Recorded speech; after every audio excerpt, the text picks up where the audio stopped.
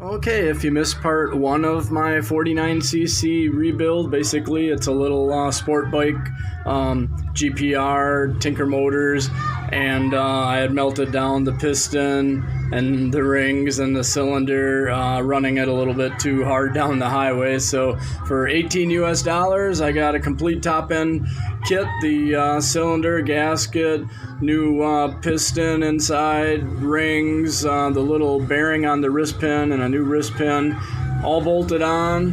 Then I cleaned my carburetor, and then now we'll go inside and look what I did to richen it up. Okay, here's the little pocket bike ready to get reassembled. It's a stage 3 racing, which means it's got the improved exhaust system on it and a better clutch, a better carburetor, and supposedly the crankshaft is lightened so it spins faster. But on the slider top of the carb, I took out the main needle and lowered the little clip on it, the E-clip, and that raises the needle up a little bit. So as you give it throttle and this slider goes up to give it more air, now it's going to actually richen it up and give it more fuel, because that might have been part of my problem where it was running a little too lean. So I would rather replace spark plugs if I foul them out and they get all black by running too rich than by running too lean and then having it get too hot and melting the piston down and scoring the cylinders. So I'll get this all back together and then get the motor in it, and then we'll take a look at it, and then we'll break it in. So thanks for watching. Okay, engine is in, the recoil is on, the exhaust is on, nice under the seat exhaust, and there's only 2 wires for the motor, a green one and a red one. And next up is the gas tank and some new fuel line and a fuel filter. And it's got really good compression here. Pulls over real good. Sounds good. I always tell my friends the muffler is more of a megaphone than it is a muffler, because this little bugger is loud. So yep, next up, tank, hose, filter, and then I'll bolt on the plastic, see what she looks like, and then get some gas and oil pre-mixed in it and see if she runs. Okay, brand new fuel line is on and the tank is sitting on there.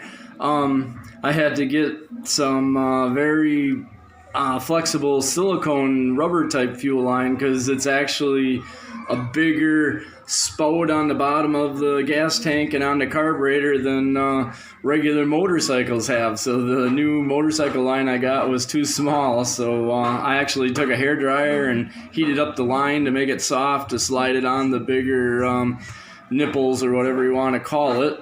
And my smart, beautiful wife just walked by and she goes, maybe you should try starting that thing before you put all the plastic on. And I'm like, duh, that's a very good idea. I was just thinking about putting it all together and then get the thing started. So she's pretty smart. But after I mix up some pre-mixed gas, I always take the spark plug out and I have a little squirt bottle with some oil mixed gas in it, and I squirt a little bit in the cylinder, and then usually it starts up a little faster so I don't have to pull it over so many times.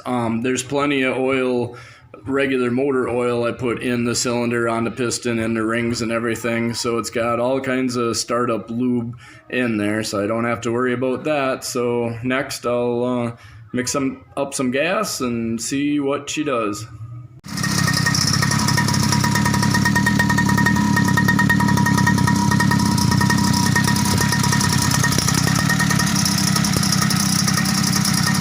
Okay, he started in about 3 pulls, and then I just got a fan running on him, and then I just let it run about 5 minutes and then shut it off, let it cool down again, just so it doesn't get too hot, I guess, while I'm breaking it in. But I got the oil mixed even a little thicker than 25 to 1, and it only took like 3 pulls and it was running because I squirted gas down the cylinder, so I'm a happy guy now. It's been over a year, it hasn't ran, and now I found my parts I needed, and for less than taking the family to McDonald's, it's up and running again.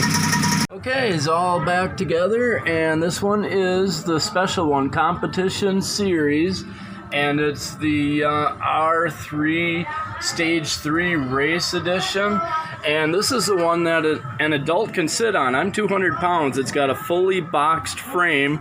The frame does not flex at all. I went to Tinker Motors in Cebu, and I looked at all these pocket rockets, and they have the ones for kids that have just a real thin aluminum frame that you can bend it real easy. It's not going to support a 200-pound guy. And then I put a bicycle LED light on it, fully waterproof, just because it needed a little something in there.